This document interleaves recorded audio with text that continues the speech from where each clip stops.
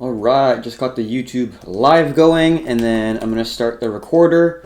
No TikTok today, but I did notify everyone within Discord that we are starting our YouTube live here. So we're gonna split it up. We got a crypto market update right now, and then we're gonna go into a global macro update where we're gonna look at gold, silver, US dollar index, gold and silver ratios, SPX, kind of look at the global macro financial assets, not just sticking to cryptocurrencies, but I thought I'd split up the videos. So we're going to start off with our BTC market update, or crypto market update, but before we're going to go on news. I'm just going to press the recorder here for our video that we're going to be recording and then posting on YouTube.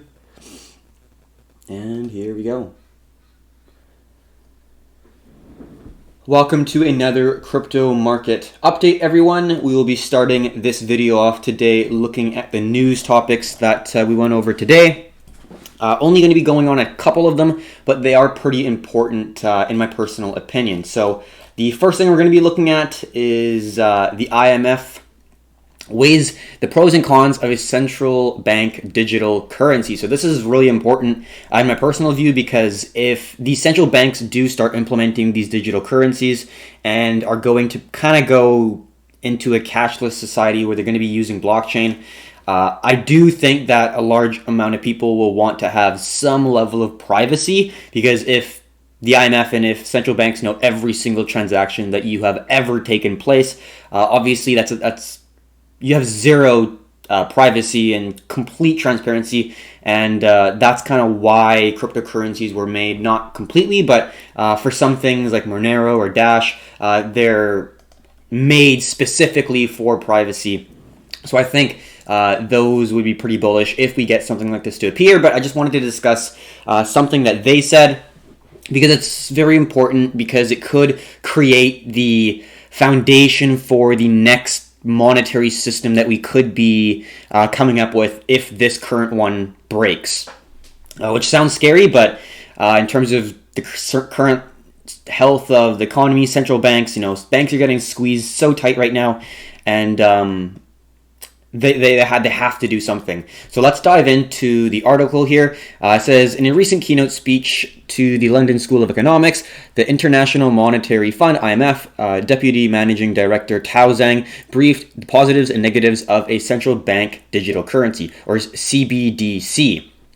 Zhang pointed out towards greater efficiency and lower costs associated with the CBDC. In some countries, the cost of managing cash can be very high on account of geography, and access to the payment system may not be available to the unbanked, rural, and poorer populations.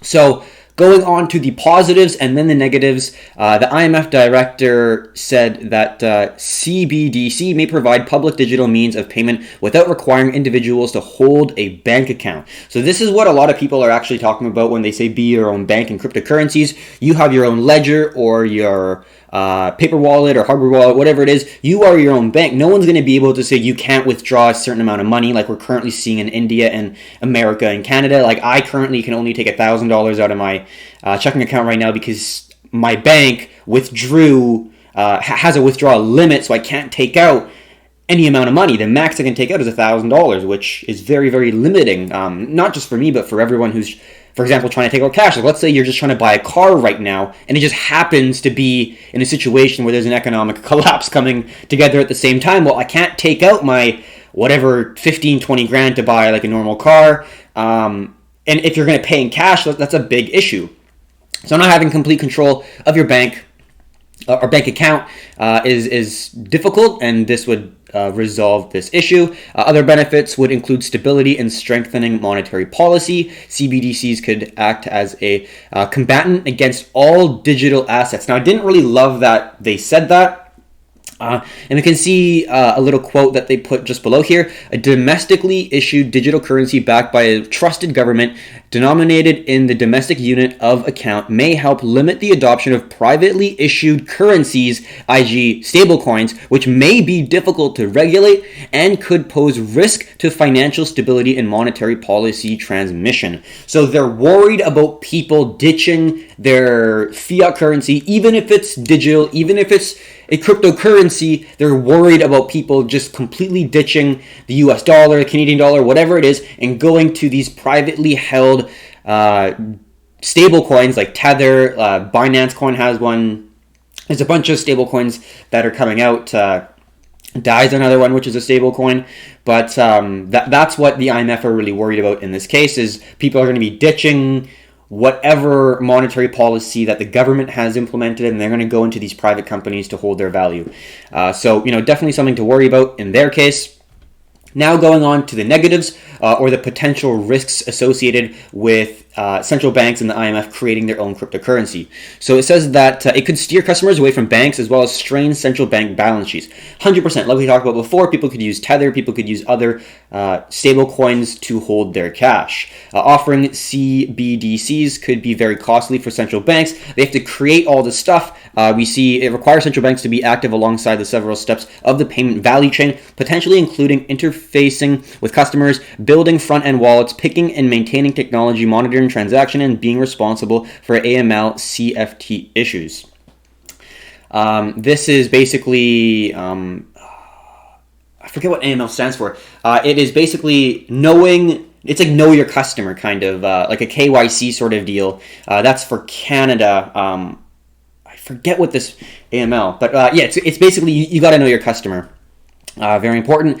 Hack and other faults could impede such operations and leading to a black mark on the bank's trustworthiness. The official mentioned a potential hybrid solution called a synthetic CBDC or synthetic CBDCs, small s. Such an asset would involve collaboration between the central banks and the private sector. The private sector would issue coins fully backed with central bank reserves under the supervision of the central bank, he explained. So we could have a collaboration with private and central bank entities collaborating, which would be pretty interesting. So IMF is taking the steps. They're thinking about it. They're talking about it. They are looking at the pros and cons. And it's very interesting because looking back, let's say 2, 3, 4 years, if you ask the people who are in the space now that IMF would be discussing about creating a potential cryptocurrency, they would be surprised to say the least. And now look at what we have. IMF is not only talking about it, but looking at the pros and cons, really diving into what would be necessary to actually implement this into a potential new monetary system that they would have if this one crashes.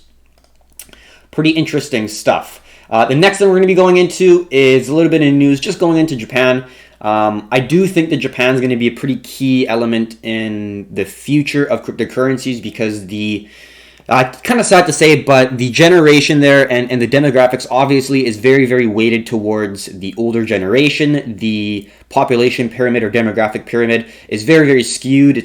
There's a very limited amount of younger people and there's a tremendous amount of older people. So when the older people do eventually die, especially if this deadly disease is going around, there's going to be a huge wealth transfer of people dying, and there's going to be wills, there's going to be wealth handed down to younger generations, and those younger generations are going to be more willing to invest in cryptocurrencies. So there's going to be a massive wealth transfer, and it's already happening in Japan, but there's a lot of older people, and if they do start passing away, that wealth is going to go into the younger generation, and those younger individuals, especially in Japan, are very, very open to cryptocurrencies. So the velocity of money will pick up because of the wealth transfer, and then the younger generation has a different mindset towards this new emerging asset class, could create a very lucrative opportunity for people who kind of understand the shift that could appear. So diving into it a little bit, this JVCEA is a Japanese self-regulatory organization for exchanges.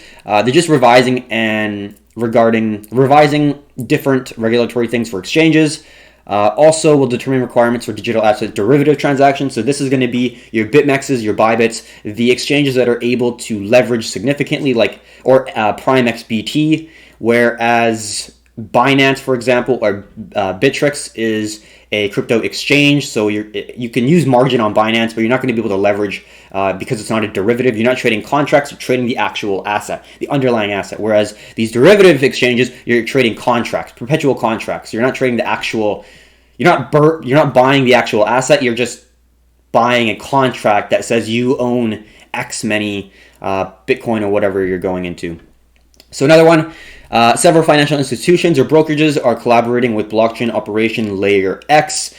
We see that brokerages SMBC, Nikko Securities, Sumitomo, Mitsui, all these different banks and brokerages have joined together with blockchain startup Layer X to form a blockchain-based asset management company called Mitsui & Co. Digital Asset Management. So they're creating a digital asset management firm in Japan, which is pretty interesting. The new company aims for several objectives, including furthering blockchain application and asset management, cutting down on expenses, and heightening transparency. So, as we know, smart contracts are very, very powerful, and we don't really understand the true potential for it. Well, at least in the real world, there haven't been that many adoption cases for smart contracts yet, but we know that they are very powerful, and having money put into new technology that's going to try to understand how to utilize this new technology to cut down costs, heighten transparency in these brokerages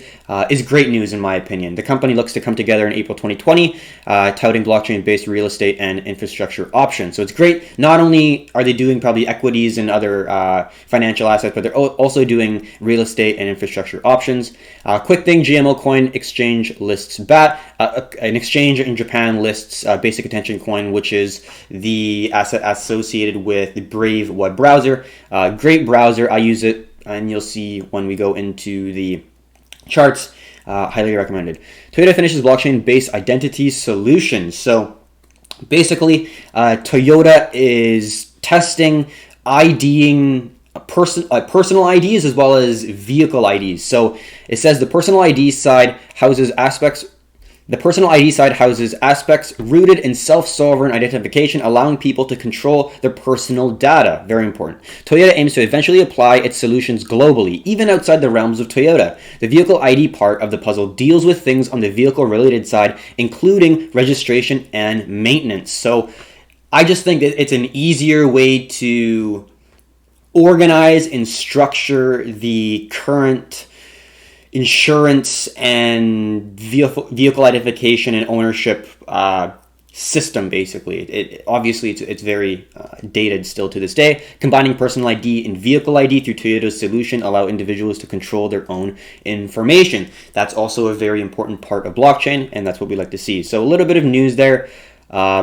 Hope you enjoyed it. That is going to be the end of the news related topics. We're now going to go into the price action here. First things first, always, is going to be Bitcoin. We are looking a little bit more short. Let's look at the 4-hour chart here. Not really. Actually, let's go to the daily. Is pretty important as well, because obviously we haven't done a video in, well, I guess 2 days, so it hasn't been that long, and we've already talked about this very extensively within the chat here, but it's always good to discuss a little bit further into it. So on the daily, what are we seeing? The first thing we see is the current level of resistance we've been talking about right around here. Previous support, also in confluence with our anchor. 1, 2, 3, 4. New support, going to be a potential level of resistance. So a confluence zone right around our $65-ish $100 level. We did see a wick go above our zone like here. We get wicked out, not gonna lie. I'll take that loss, that's okay. And we are short biased and have short exposure at this point in time.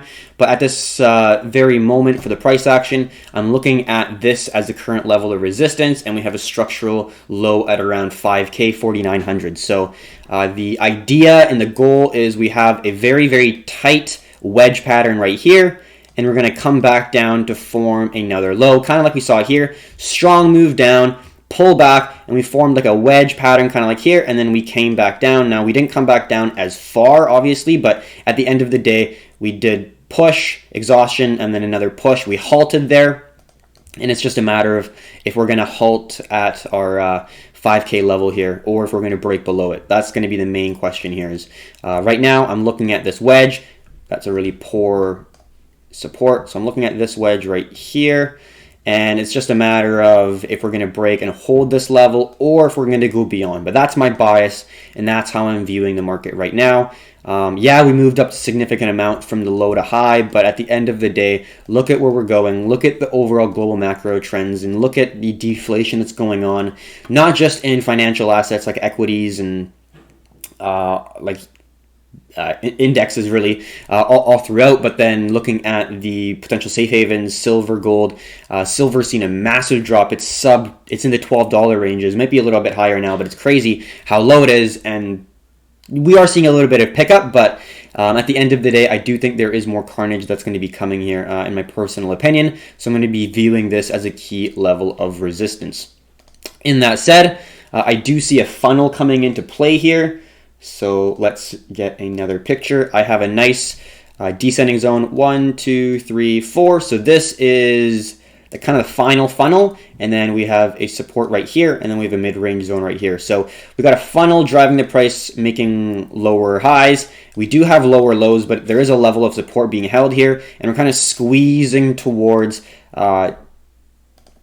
coming into the apex, slowly making less lower lows and more inclined lower highs. And we're going to find some level where we're going to break out. And this is the zone that I want to see break out. So if we do come back something like this, we're going to be hoping for a potential break of this zone and then a retest, maybe validating it as a previous resistance, new level of support. So, we don't exactly know what's going to happen from here to here, but on the short term, this is looking like a wedge, a squeeze to the upside, and we're going to get a break back down.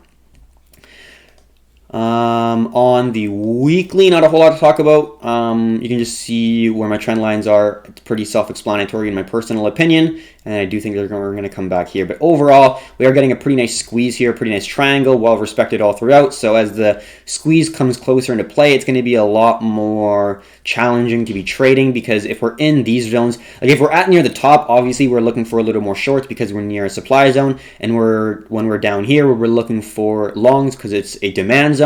And then we got a mid-range level right here that we're going to be looking at for potential resistance or support. But at the end of the day, when we are in this range, it's going to be less dependable than we're shorting here or long at this zone, just to kind of make sure that we're all on the same page. So that's that. Now let's go on to the 4-hour, discussing this wedge. I will incorporate this trend line right here. It was just like so. And then make it red. So this was the wedge, the ascending wedge that we had, that we drew in. I just took off the red resistance because we don't really need it at that point, because we're just looking to see if it's going to go like this. But pretty easy to understand. We got an anchor point, not very perfectly drawn. We got an anchor point right here. There we go. And then we got our first touch. We got our second touch. We got our third touch, fourth touch. And then now we're getting a crack. We got a key structural resistance, support, resistance, resistance, and then we got another level of support right here with a wick down. This is a wick from here all the way down, came right back up, strong level of support, strong level of support. And we see a high, a lower high, and it's looking like it could break into a lower low because the previous low held the support there. So what we're looking for market structure to really validate this area is we still see that horizontal zone get supported. So market structure wise, we haven't made a lower low, although we have made a high and a lower high. So if we are able to make a lower low, market structure is now to the downside, and we're looking to make that lower high coming back up here, validating the previous resistance and support at, again, yet another resistance. And then hopefully there's a nice little ascending zone or a nice little wedge, a nice little ascending triangle that we could add on to our short exposure. But in terms of market structure, that is what we're going to be looking for a potential move, is around the 6K zone is where our support is. And we're looking to try to capture some entries around this area before it dumps. Now, this area right here, the 49, is that descending zone that we had the price play with on the downside here, so that is something to consider. But I do think that, like we've seen here all the way down, and like we've seen here, I think we will have a exaggerated move or an extended move, or even just the wick goes below the zone, and then we're going to get a candle closure there. So if you are using Binance OCO orders, one cancels other orders are great because you can set stop losses and take profits. So let's say you're kind of mid-ranging around there, set a stop loss, set a take profit somewhere around there. So even if it just wicks and comes back up, you're going to get a fill, and you're going to get to have that nice take profit around here or around here. So that is the objective for BTC. Is I'm looking at this as an extension, as an exhaustion to the upside, and then we're going to make an attempt to push back down. And it's just a matter of if we're going to double bottom and then hold this low, or we're gonna potentially hit and then continue down. That's just the question that's going to have to take place here. And we might have another ascending zone here. We might have a squeeze. We don't exactly know, but at the end of the day, it's just a question if we're going to hold or if we're going to bounce. But from where we are to where the potential take profit is a really far distance away, 18, 15, 19. And then if you're looking at those limit, like those take profits for the OCOs, you could be looking at 30% moves. So that's my view of the market. And then here's that extension on the daily that we talked about right here. So there's that extension. We did short initially right here as a top here, and then we got taken out with that move here. We were patient, and then we'll talk about our Ethereum trade in this video as well. So yeah, there was a wick there, and we got taken out because that was our potential first entry because of the confluence like so.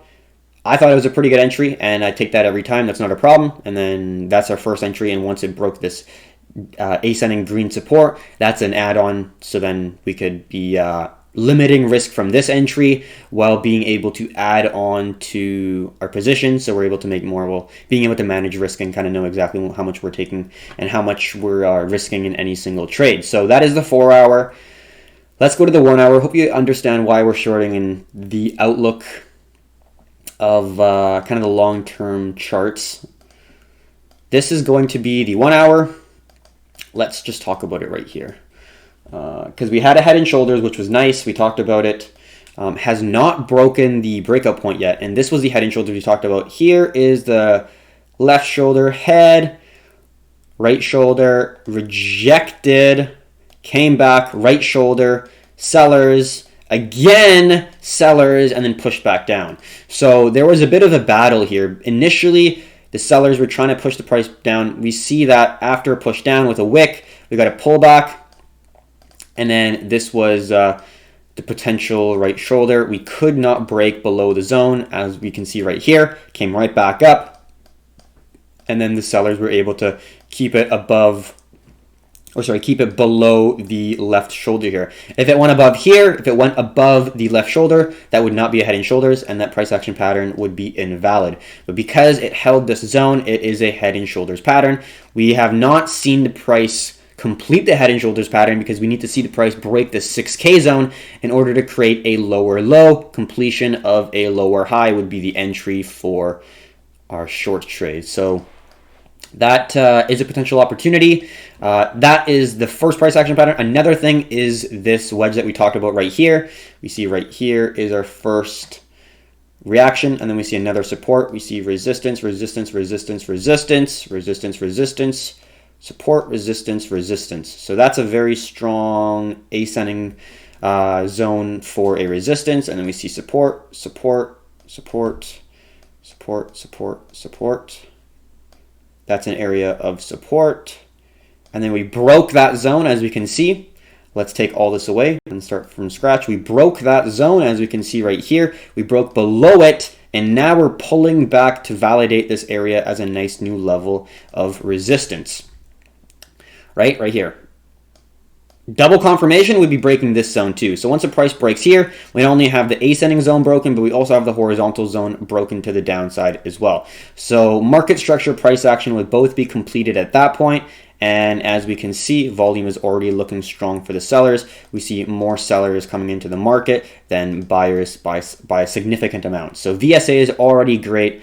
It would be good to see a potential, if we do get a pullback here, no demands. We do get another pullback here before the move down. Some no demands here would really validate an area for a potential short, but we already have exposure to the downside, and if we do come back like this, that would be for another area of a short, except you would want to ensure that, in my opinion, you are putting your stop loss above this zone because we see a high.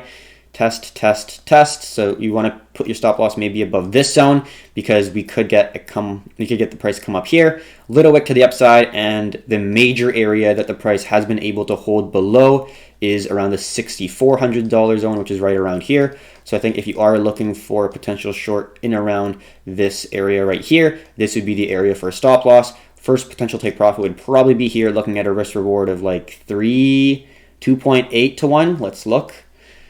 Let's just say you enter right there. 2, maybe less than I thought initially. 2.3, maybe 2.2, something like that. But I think that's how I would look at the market. So that's going to be your first take profit there. And then if it extends beyond, like we said, we're going to be looking for the extensions here beyond. But the 48 on this chart, let's look at the 48. 48, so around there. Like we could extend it a little bit below here, but that's the general area that I think the price would be hitting at a somewhat minimum. And then it's just a matter of if we are going to be, like I said, extending beyond the zone while maybe holding at that zone where we get some extension, and then we come back and kind of rest around this area for support right around here. So there'd be a double bottom, and then we're able to hold that longer term area of support with the area right here at the 48, creating a base. And then we also see with the descending zone, creating a nice area of confluence for the buyers. And then at the end of the day, if it does go further down, we have a very strong level of support back at the 41-ish, 42-ish $100 resistance. And if we go beyond that, we're going to go around the 32 3K zone. But as of right now, that's going to be my view of the market. I don't want to go way too far in advance. We already talked about kind of the outcomes in my potential outlook for the current price of BTC. So in that said, we will now go into our Ethereum trade, which is looking pretty favorable as of right now. So let's go back to the daily, because it is important to understand the larger time frames. So the key thing I'm looking at is going to be around the $83 range and also the $100 zone. We can draw this, if we wanted to, all the way like so. So that's going to be the first potential take profit for me, and then I'm basically going to be out at around the $85-ish range if it gets to that point. But it's a very similar structure to BTC, where you get a push down, you're getting a pullback. This is an exhaustion phase, and we're going to get a next impulse phase to test the around support that we saw right here, and it's just a matter of if we're going to hold or break below it. So that's the overall trade. Don't really see as much of an ascending zone here compared to BTC. We did see one kind of like this, but you know, we just decided to put a horizontal level, and it's worked out pretty good so far. Let's go to the 1 hour and discuss kind of the entry, the outlook, and the overall structure of the price action, why we entered, and all that stuff. So this is the first thing to note is Ethereum will move very similar to Bitcoin. If Bitcoin's moving up, most likely Ethereum is going to be moving up. If Bitcoin's moving down, Ethereum is most likely moving down. So we're basically trading the same way Ethereum for Bitcoin, unless we are hedging, meaning that we are reducing the risk by having opposing positions open at the same time. But as of right now, we don't really have an hedge. We're just shorting, and this is our entry. Why we enter here? Well, first off, very similar structure, except this is an ascending triangle. We see 1, 2, 3, 4, 5, 6, 7, 8. Very well-respected ascending zone, right? And then we see strong move up. That's great to see. I didn't take this. Theoretically, looking back, great entry. Potential take profit right here. Extended above the zone. I was looking for more shorts because of that massive move. I was willing to be patient, but you know, looking at that, obviously, very nice entry there if we would have taken it. But I didn't take it. I was waiting patiently for short opportunities, and then we got to move up. We got a strong bullish move here, lots of volume coming in, but then now we see significant reduction in buy volume. Really just a complete sell-off of buy volume after that push up, And then now we got a slam back down, sell volume coming back in. And then now what do we see when the price action is within our consolidation zone? We see sell volume increasing and buy volume really remaining the same, not really moving much. So we're seeing VSA in terms of the 1 hour look pretty strong. The sellers look like they're taking control. And that's what we're wanting to see in terms of the volume spread analysis. In terms of the price action, obviously we did break this zone. This is a nice little ascending triangle pattern. We broke the zone. We retested a previous level of support as a new level of resistance right around there. That's the zone I drew in for my breakout. So we pushed, let's say if this was down here, we pushed down, pulled back, we had sellers come in, and then we started seeing sellers come in, and then once we got the candle to close, when we had confirmation there that sellers not just once but twice like this, that's when we started to enter, and then we put the stop loss above the previous market structure high, which is going to be right around there. Now the risk reward isn't awesome for our first take profit. It's going to be 2 to 1 if we're looking at this zone right here. But like I said, we are looking for a potential extension where if we do get the price to come back down below here or around there, that would be a really solid risk reward. But the minimum is 2 to 1, and that's what we have right here. And then the extension would be like 3.5, 3.8, somewhere around there. So we'll see how it goes, but it's looking pretty good right now, but not much to do other than that. So hopefully that gives you a good understanding. And then after that point, we'll have to see if the price is able to hold that zone. And then looking further, you know, if we are holding this area, if gold and silver hold their current areas, and if Bitcoin holds, and if we see something like this, you know, we could see a nice double bottom formation with the second bottom being a nice descending triangle pattern like we see right here. So the first bottom, and then we get into a squeezing pattern, and then we get a nice breakout to the upside where we're going to be looking to enter. So if it is a double bottom, that's a pretty good situation because we would hopefully get the price to come back to these lows, which would be really favorable. And then we could see a nice entry from around these zones back up to the highs here. So we got a couple situations right now which are looking pretty good. Right now we're just consolidating, so we're trying to short near the resistance. And when it comes to the support, we're going to be looking for potential longs unless we really see a significant break to the downside and BTC and everything is falling and we're in kind of capitulation mode. So if that's the case, obviously we're not wanting to just enter randomly. We want to ensure that we're wanting to enter at the highest probability situation. But that's the outlook for Ethereum for the next couple days here in my personal view. Gonna get a little bit of water here.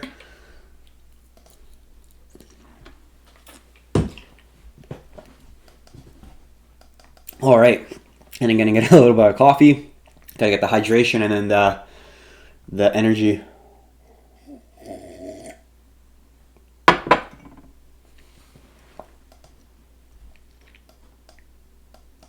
All right, XRP is the next one here. Let's go to the daily. And don't mind this. Actually, let's just go like that, just to make it easier. Because right now, Yo Keith, did I miss Link? No, not yet. We are going to be going over Link very soon. We did Ethereum. We're just going to go over XRP. We're going to go EOS, BNB, and then Link. BTC dropping a little, said Barry. That's great for our short trade. So let's go over XRP on the daily chart. So we see these lower lows, lower low, lower low, lower low, lower low, lower low, and then we can connect them. So we're at a lower low structure. But I think what we're going to see is something like this, where initially we saw right here, where we saw it touch this low, we got a little pullback, and then we got a slam back to hit it yet again. So knowing that, let's take this off, and let's dive into what we see right here. Very, very similar, right? We saw a touch, not perfectly on it, but we see a massive dip, a pullback, and then another move down. And right now we see, in my opinion, a similar structure where we see a move down, a pullback. This is an exhaustion move. And then we're going to get a potential move back down to test these lows again, in my personal view, on the long-term chart. And then I just think that it takes more of a basing for us to move up. Like we can see, it was a initial push up because there was a lot of buyers entering at the massive trying to catch and follow knife, and then we got to move up, and then before we start pumping, we're getting a bit of a base here in my like XRP, a base and then explosion, right? Base and then explosion, and then base, boom, right? This is kind of the only one where we started seeing these staircase up, and if we do see it, could be another staircase up, but most cases we're seeing bases form before move up. And right now I don't really see a base form. I see kind of an exhaustion pullback before a next leg to the downside. So let's talk about where it currently is right now. I was looking for an entry in XRP, but it broke at like 3 in the morning, like 1, 5 in the morning. I got up pretty early, but I didn't get up at 5 on a Sunday, unfortunately. But we got an entry on Ethereum, which is terrific. But we see this very, very nice structure here. Let's get out our snip. Similar structure to Bitcoin. We see previous level of support, resistance, resistance, resistance, resistance, resistance, resistance. Very well respected throughout the chart. And then we got our anchor point. We got our first touch. Not really well respected because we see a pretty big gap here. But we see 1, 2, and then we see 3, 4. So not as well respected for the support zone, but nonetheless a valid area. The thing that struck me as a nice potential is not only did it break this ascending wedge, but within the breakout area, we saw an ascending triangle as well. So that was the horizontal zone, and then we saw a ascending support zone that we can see right here, and it's very well respected. We can talk about it on the 1 hour chart when we zoom in.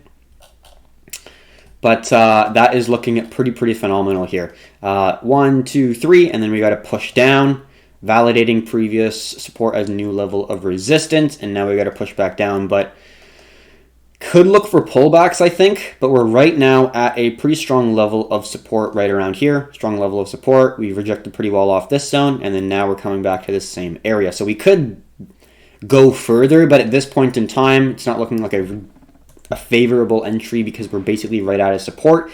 It would make sense for me to either wait till it breaks to find the lower highs, so it's retesting this previous resistance as yet again another level of resistance. But it's not looking too bad. Same thing. This lower low would be a potential level of support, so that's where we're going to be looking for a potential hold of a zone. So that is XRP. Let's go to EOS here. EOS still hasn't broken our zone. Let's just zoom out to a larger time frame. I don't really know why we were on the 4 hour. I think I was just looking at a small time frame. So on EOS, we haven't really broken the zone yet. If you are going to change where it's drawn, like here, you could say it's already broken. But for the best fit line, like on the 4 hour, like we can see, hasn't really broken the zone yet, but you can see it's a very similar structure to basically all of our other alts. So I'm mainly looking at Ethereum for the short because I'm already in it, obviously. But if we break down below, EOS's support is going to be around $1.70, and the support it needs to break to potentially gain that momentum would be around the $2 range. $2.10, $2.05 range is the current level of support. If it breaks it, high probability of moving towards the $1.70 to $1.65-ish range, as we can see. So that's my view of EOS. And we just see some potential descending zones, not super valid right now, but we'll see how they play out a little bit later on. All right, BNB is going to be the next one here. Same thing, broke 3, 4, 5, 6, and then I kind of was awake around here, and then I entered Ethereum.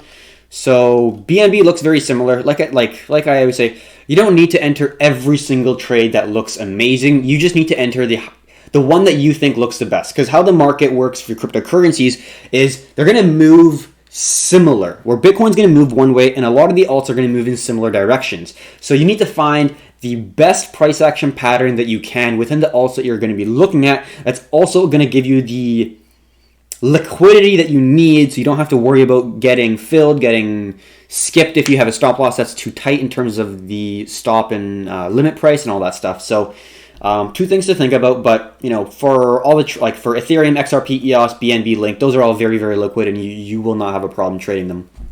So for BNB, let's just go back to the daily because we always like to do that. Same thing, we have a descending zone here, so we're looking for a similar structure. So we're going to get a pullback down to around the $8.80 range maybe. We do see that's a strong level of support. We can just extend that all the way. As we can see, very, very strong level of support all the way back in September of 2018. Would not be surprised if I saw the price come back to this area again. And if it does, if we do get a price action pattern around this zone, that would be a potentially pretty damn good long in my opinion, because looking at the overall structure of the longer term, it's looking like a pretty good situation. But in terms of the smaller time frames, like the 1 hour for an entry, we just made an impulse move, to the downside. We broke our ascending zone, so we made an impulse move to the downside. Ideally, you're looking for an entry at the completion of the exhaustion. So these are going to be your impulse pushes, and these are going to be your exhaustion pullbacks, right? So the market moves in waves, right? And that's what you're going to be looking for. Pushes, pullbacks, pushes, and you're looking for an entry at the completion of the pullback, entry at the completion of the pullback. So this was a push. This is a push wave, right? As we can see, we're looking for a pullback to some degree, so we're able to limit our risk and we can add more so we can make more money at the end of the day. So even if it's something like this, that would still mean that it is a high, a lower high, a lower high. But right now, we just saw this. We're looking for somewhat of a lower high from the previous lower high, right? So that's what we're looking for. I think BNB is a great opportunity here for a short, very, very well-respected ascending zone. 1, 2, 3, candle closure, 4, 5, 6, 7, break. We're going to look for a pullback here. So it's looking pretty good. I'm pretty happy with where it's looking, and I think I will definitely want to be looking for a short here if it does give it to me.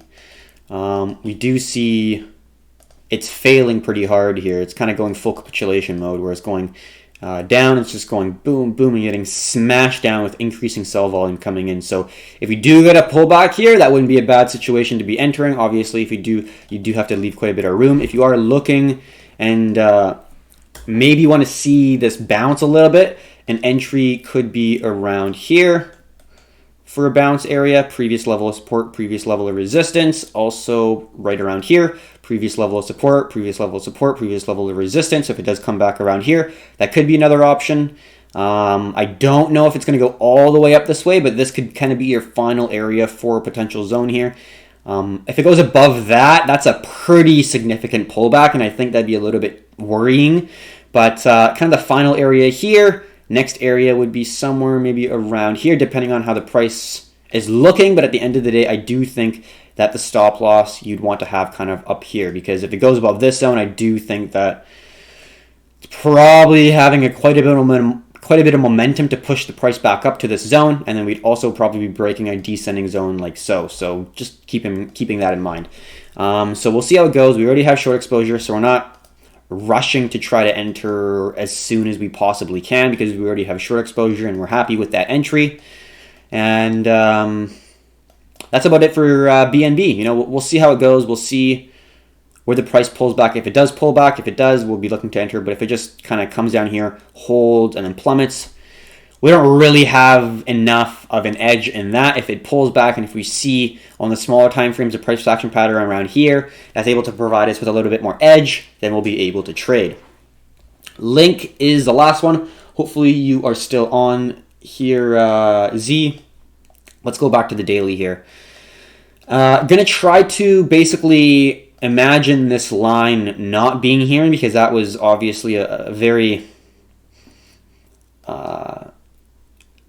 I don't even know how to say it. It was a very different event that normally doesn't happen, where the price basically went to zero. There was literally no one bidding for Link. There's not a single person in the entire world that uses Binance who would buy Link at that very moment in time. So it's a little bit scary, but we've stabilized. We've shown that there are buyers now coming back into the market, and it's looking a little bit better in terms of not having this happen again. And we've seen it in Binance, or seen it in, BitMEX before, but I didn't think that we would have it in Binance. So startled me a little bit, let's just say. All right, so let's talk about the daily, because let's go all the way back to the weekly, because it is pretty important as well. What we're seeing right now on the weekly, is a very important level that we could be coming into right now, which is going to be the area of support. We see hesitation back in June-ish, around here. Before we blasted off to make a massive bullish candle, we got quite a bit of hesitation here. And then we came back, retested the zone, got a nice squeeze, strong bullish push to the upside. What did again we happen soon after? Previous resistance right here, next level of resistance yet again, pulled back, exact same spot. We saw a massive bullish push soon after hitting this zone. So we know on the weekly and daily, this is a very, very key area on the chart. And the previous wick down, we see that we basically rejected right off that $1.55, $1.68-ish. Let's call it $1.60. Is where our key level of support is. So on Link on the weekly, very strong level. And on the resistance side, we see around $3 is our first level of supply. And then our final one is going to be $4.60 right around here. So it's in pretty well-respected zones for Link. I do think that an entry around the $1.70, $1.60 range would be pretty great as long as we're able to have a nice consolidation where we see the price hold this area. We're not looking to enter like as soon as the price gets there. We want to see it get there, hold the support, give us some price action, consolidation, volume accumulation where we're seeing more buy volume than sell volume, giving us indication that there's buyers in the market. Then we're going to be looking to enter. But overall, right now what we're seeing is, like a lot of alts, massive move to the downside. I think we're getting a pullback, and I think we could test these lows yet again of around $1.60. Now looking at the 4-hour chart here, we see, let's just get our snip yet again. We see this zone, $1.55. Definitely a potential opportunity here because we've tested and broken this zone. 1, 2, 3, 4. So we've already broken the ascending zone, giving us confirmation that the trend could see a shift. And it does look like we've broken this horizontal zone as well. So overall, it's a pretty high probability situation to go from up here to down here. And with like the rest of the alts, it's just a matter of if we are going to break this level of support. And if we are, next level of major supply, or next major level of demand is going to be around that $1.10 range for Link. So that's the 4-hour. Let's go to the 1-hour to kind of finalize it here. Looks very similar to BNB actually. Look at how it's looking right here, and look at that. In my opinion, that's pretty damn similar. Let's make it kind of like that. So that's pretty similar. So it's kind of a similar thing here. We already have seen the price break the structural low, and we'll talk about this structural low right here. This is that structural low that I'm looking at. So out of Link and BNB, I think Link is a little bit more clear in terms of the price action, where we're wanting to see a potential pullback. And if we do see a pullback at that range, that would be a really, really phenomenal entry here. Just looking at risk rewards here that we could be looking at to the major area, kind of as never a guarantee, but as like the minimum level of reward that you're willing to capture within this trade, which is kind of sounds crazy, but 22%, but you're risking, let's say 8% if it pulls back to that zone and then holds that area, because this is a nice head and shoulders pattern, push, pull back, validating the previous support as a new level of resistance, and then we're going to get another push to the downside here. Theoretically, yeah, the price could come back all the way to this zone here, and that could be the level of confluence, 100%, so we could see an entry right here if it does come up all the way to this zone. But at the end of the day, you have two options here. You could enter up here, or you could enter down here. And once you get validation that there's sellers, you could just be entering here expecting that the sellers are not going to be able to, or the sellers are going to be holding the price below this zone. That could be one option, is you're expecting the price to hold below this zone, and you want to see validation that that's going to be true, or that's going to be turning out to be valid. But the second option, if it does get stopped out, you could move your stop loss up above here, so you are able to withstand this drawdown if it does come to the second level of confluence. But that means that you are, let's say, risking 11%. So then your risk reward at a minimum would be 2 to 1. So then that's going to be the more conservative trade, in my opinion. And then a little bit more aggressive, if you want to size up, is to reduce that risk a little bit. So then you have a higher risk reward situation. So if you are correct, you're able to get a larger profit. And if you're wrong, well, then you might have to do it again. You might get that entry up there, and then you'll put a similar sort of risk, but then you'll be able to potentially have a higher reward because the drop down will be even more significant. So we got a couple options here for Link. I think I will be looking at this if it does pull back here, but if it continues, we already have Ethereum on our short, so we don't really need more exposure. But let's say we pull back here and Ethereum is in a red a little bit. Link could be in a really, really good spot to potentially short, but we'll notify the Performante Premium members. I don't really want to get too far into it because we could just talk about possibilities all day. Z said, would $1.99 to $6 be a good short then? For Link, I don't. $1.99 to $6. I would say so, but at the end of the day, like we talked about, the price, like if we're talking about perfect situations, actually let's just draw it because I think that's easier. If we're talking about like the best ideal situation for short opportunity would be either at this entry right here for a short, your stop loss would be above the zone, and then your first take profit would be here. Risk rewards pretty good, right? So you'd be looking for this support right here to hold as a new level of resistance. So that is the speculation that you are making. And you're wanting to basically enter when you see that there's sellers coming in right there. That's the first option for a short. And then the second option for a short, if you want to be more patient, this around here would be the second opportunity because you see this zone right here, right here, right here, right here, right here, right here, right here, turning into another level of resistance, and we see right here, very, very well-respected zone of resistance. So you got a couple options here.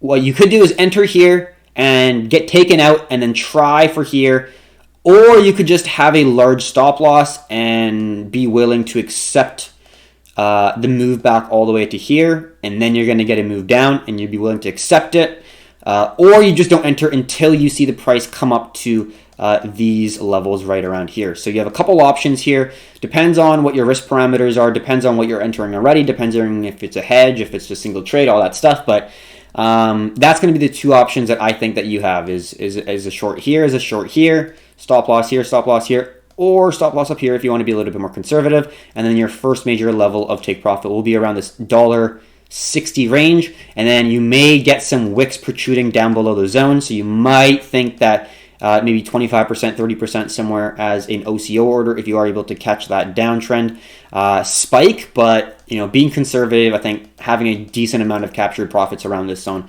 would not be a bad idea. So that's the cryptocurrency market update. One thing I did forget to do actually is this long short analysis. Real quick on Bitcoin. The sellers actually came back down. There's a reduced amount of sellers, but we see it broke above the previous high.